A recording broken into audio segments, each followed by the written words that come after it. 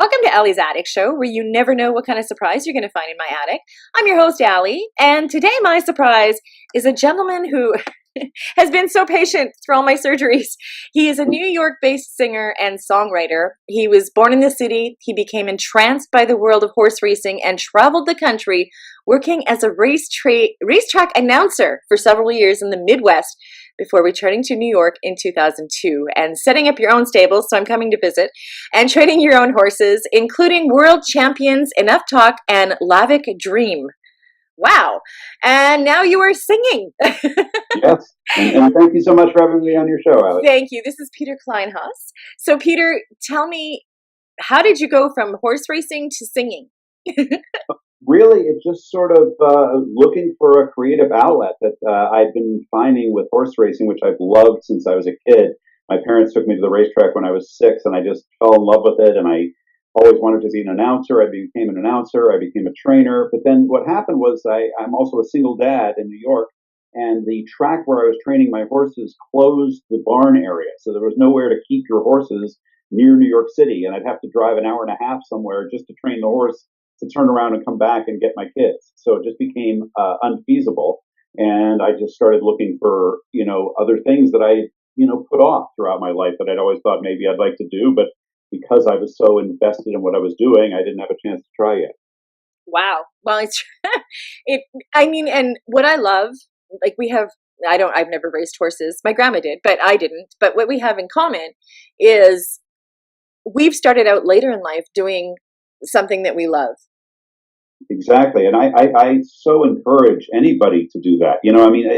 I remember when I was as an undergraduate, I remember reading about the poet Wallace Stevens. I'm a big poetry fan, and that's really where my music originates, is from my interest in poetry. And I remember hearing how he didn't start writing poetry until he was in his 40s. And at that time, when I was, 18 or whatever, that just seemed ancient. And I was like, wow, what was he doing all that time before that? But, he was an insurance salesman. He had a life. Yeah. And then he decided, okay, I'm going to go a different direction. And he became one of the best poets of the 20th century. So I personally think, why not use all the experience you've gotten everywhere else in your life in your art if you can later on? Exactly. And I mean, there's no such thing as it's too late.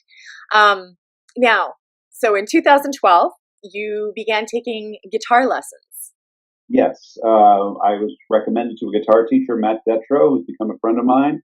And I basically bought this guitar that was just sitting outside the Apple store. I went in to buy Christmas gifts for people at the Apple store, didn't really find anything. And then there was just this guy selling these guitars in boxes. So I bought one. I figured I'll give it to somebody. I couldn't figure out who to give it to. So then I decided to take lessons and learn how to play it myself. And guitar always struck me as one of these things that other people could figure out and I would somehow never be able to. But of course, it's not the case. If you take lessons in anything, you can learn it. And I truly enjoyed learning the guitar. And now I consider it, it's not my best instrument, but it's part of my repertoire.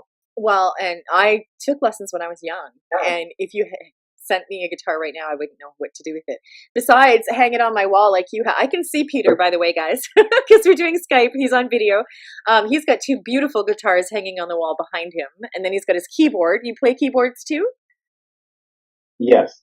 Yeah, that piano is really what I used to play. I mean, I shouldn't say I played it that much, but it's what I learned when I was a child, and that's what I feel most comfortable with. And when I write songs, I'll usually write them mostly on the piano. Sometimes I'll write on the guitar, but I find if I start on the piano, that's the best place for me to get going. Okay, cool. Okay, so your songwriting journey is just reaching fruition at age 52. I'm 51, and my dreams are finally coming true by doing stuff like this and meeting amazing people like you. Now, your first album, Something's Not Right, was released earlier this year, and you're working on a second due in 2019. Yeah, I'm hoping to have it done by the end of this year. I'm rolling right along. I try to use my spare time the best I can to get new songs written. I'm always trying to think of new things to write about. I do have periods where I'll go 2 weeks and not get anything done, but then the next day I'll get 2 songs done in one day. That's the weirdness with the creative process. You just have no idea how your brain is going to, what speed your brain's going to move at and what it's going to want to do.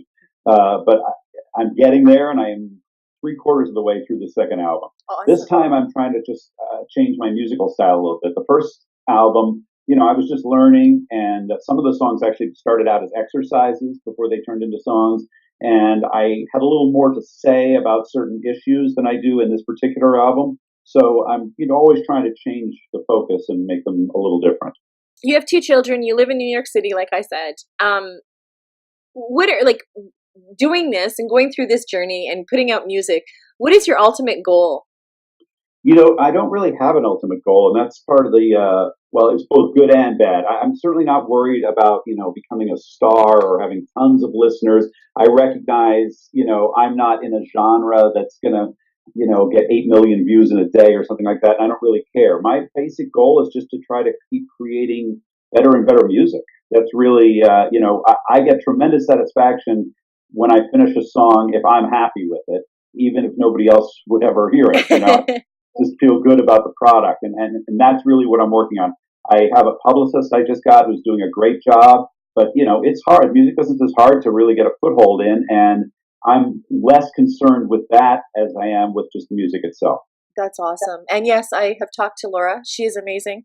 We're going to be giving out her email because we have a surprise at the end of this interview. So, okay, based on what you've gone through, because you started out doing horse racing, and now you're singing. If you had any advice to give anybody out there that, number one, wanted to follow their dreams, no matter how old they are, and number two, like you've mentioned, this industry is hard. It's hard to break through. It's hard to get anywhere.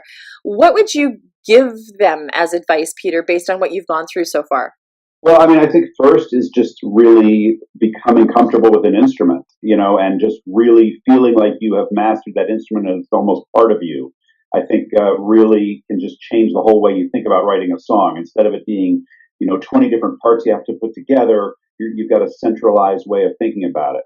But also, I took a songwriting class with Tony Caniff, who produced the album, and that was a wonderful experience because I got to meet a producer. I got to meet collaborators who work together on songs. So I got to meet a songwriter who came from California just to come to the seminar. And, just getting a sense of different people's experiences and also realizing that the world isn't that huge. I'm talking to people who know and have worked with Bruce Springsteen or Neil Young or people who are so well known. And it's like, you feel like, wow, this world is so gigantic to even like come anywhere near any level like that is impossible. But it's not true. There's human beings writing songs, and anybody out there who's a human being who has a creative mind can write a great song. Yeah, I've always wanted to. And the one thing I love about songwriting is they always relate to something that you have gone through personally in your life.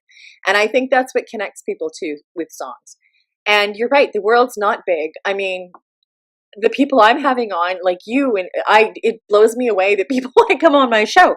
So I'm so glad that you did. And I absolutely, we've, we've been going through all kinds of technical difficulties, surgery, and you have been so gracious and so kind, which gives me an insight of what you are as a human being. So that is amazing. Now, what two songs are we going to hear from you, Peter? Okay, so we're going to hear one called 3 Million Years, which is sort of the history of the human race from Lucy, the cave woman, on down to the present. Both my impressions of how amazing we are as a species and how self-destructive we are at the same time. I think we're living in an amazing time. So that's the first one. And the other one is called To Hell and Back, which is a relationship song about a stormy relationship. And that's a little more of just an upbeat, brassy song. Awesome. They're both amazing. They're going to be on Allie's Amplified Attic, along with hopefully some more of Peter's music. So you'll be able to hear it there as well. Now, you can purchase Peter's music pretty much everywhere online. You can go to his website. Now, I'm going to spell it for you because I know I got it wrong, and everybody does, as Peter says. It's peterkleinhans.com. I'm going to spell it for you. So it's Peter, and it's KLEINHANS.com. Correct? Correct. Awesome. So that's where you can find out more information about Peter. Now, we're also doing a giveaway. We're giving away 3 of your CDs. Something's Not Right. That's the CD that came out at the beginning of the year, and I'm really proud of not just the music but also the physical product. So I hope the people who get the CDs enjoy the photography and the other work that went into the actual album itself. Awesome. And I have so many people that love winning when I do this stuff. So what you have to do in order to win these 3 CDs is I'm going to give you Peter's publicist's email. So you have to get a pen again. I'm making people write a lot this time round. Her name is Laura. Her email is Laura Giannino. I know I'm saying that right. It's LauraGiannino PR@gmail.com. Now, if all else fails and you don't write that down, you can always contact me via Twitter, Instagram, Facebook. Just message me. Peter's also on all social media. And this is the catch. In order to win one of these 3 CDs, you have to be subscribed to my YouTube channel, which is Allie's Attic Show. And you have to be following Peter on one of his social medias. Now, you're on Twitter, Instagram, and Facebook, Peter? Yes, and going to be adding a dedicated YouTube channel shortly, but haven't gotten to that yet. All right. So make sure and Laura will check, and so will I. You have to be following Peter on one of his social medias, and you also have to be subscribed to my YouTube channel in order to win. So, Peter, I want to say thank you so much. I have been looking forward to this, and like I said, knowing how kind and generous you've been with everything that's been going on in my life just gave me an insight of what a kind man you are, and I'm honored to have you on my show. And I want to say thank you so much for being so gracious, and thank you for sharing your music with us, because I love it. Well, thank you so much. I'm thrilled to be on, so I really appreciate it. Awesome. And thank you for joining me on Allie's Attic Show. Make sure you're constantly checking my YouTube channel or website, because you never know what kind of surprises I'm going to have in my attic. Everyone have a great day. Cheers.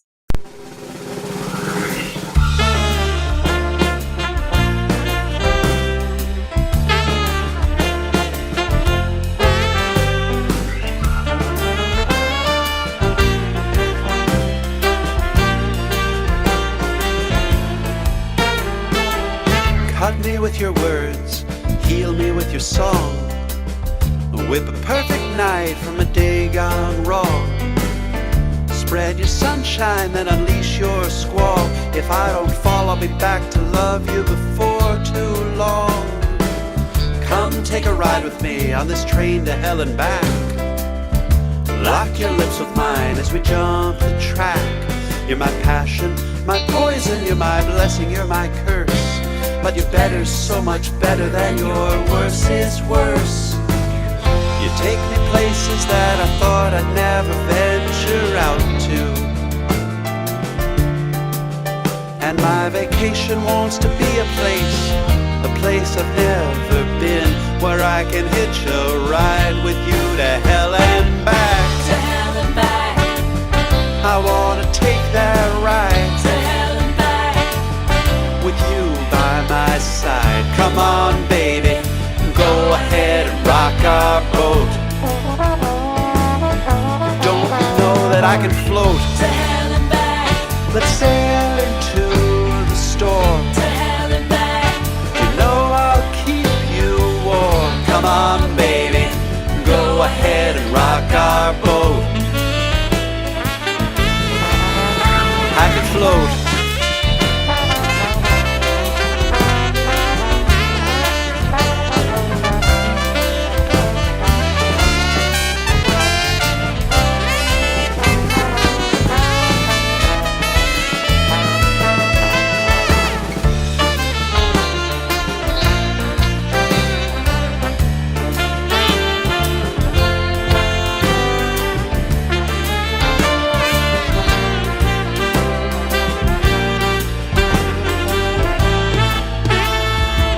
I forgot our plans again, this time they'll be hell to pay.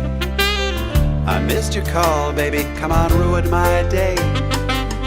I'll hurt your feelings first, then you'll hurt mine more. And that's the score, I'll wanna run and then I'll beg to stay. Come take a ride with me on this train to hell and back.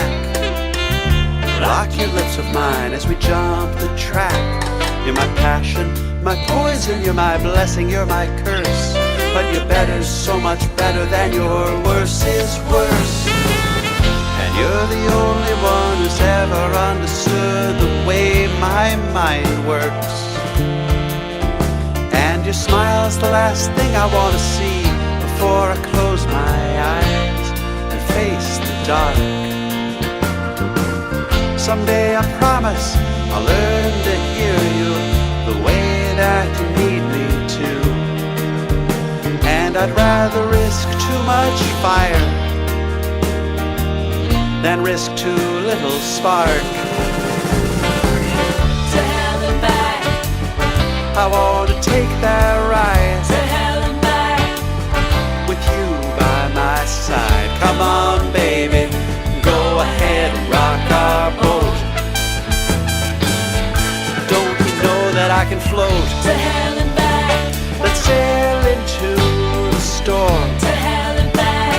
You know I'll keep you warm. Come on, baby, go ahead and rock our boat. I can float.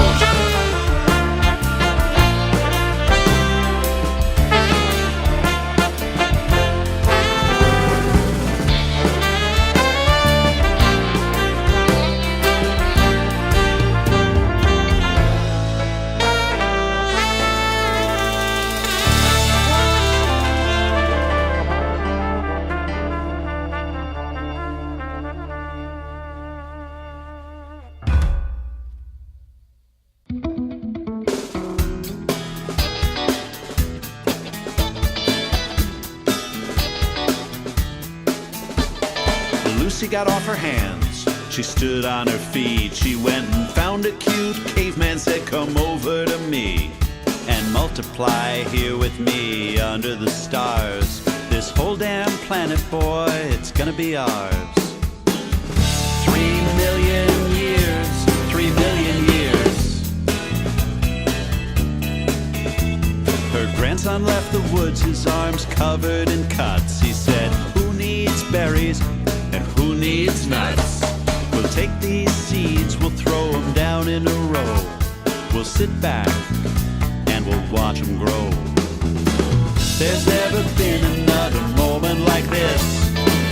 There's never been another moment like this. So swing low and come on in for the kiss. 'Cause there's never ever been another moment, a moment like this.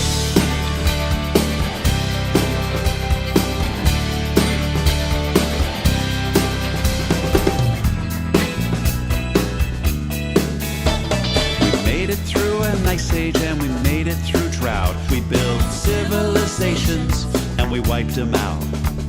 We died in plagues and we died at war. But one thing we always knew we wanted was more, more, more.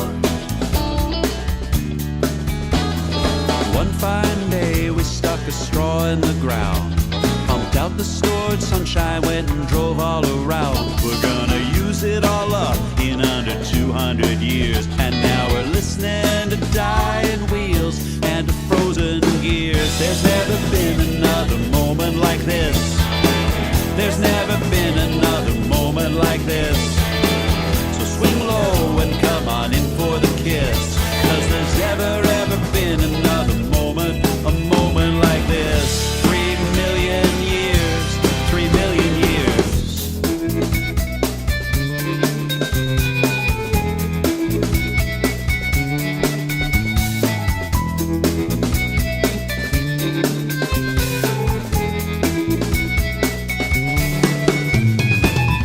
Come take my hand for a while. Play this right, we might both end with a smile. 8 billion people just like us. 8 billion people on a ball of dust. There's never been another moment like this. There's never been another moment like this. So put down your phone and come up for a kiss. 'Cause there'll never ever be another moment, a moment like this. 3 million years, 3 million years, 3 million years, 3 million years.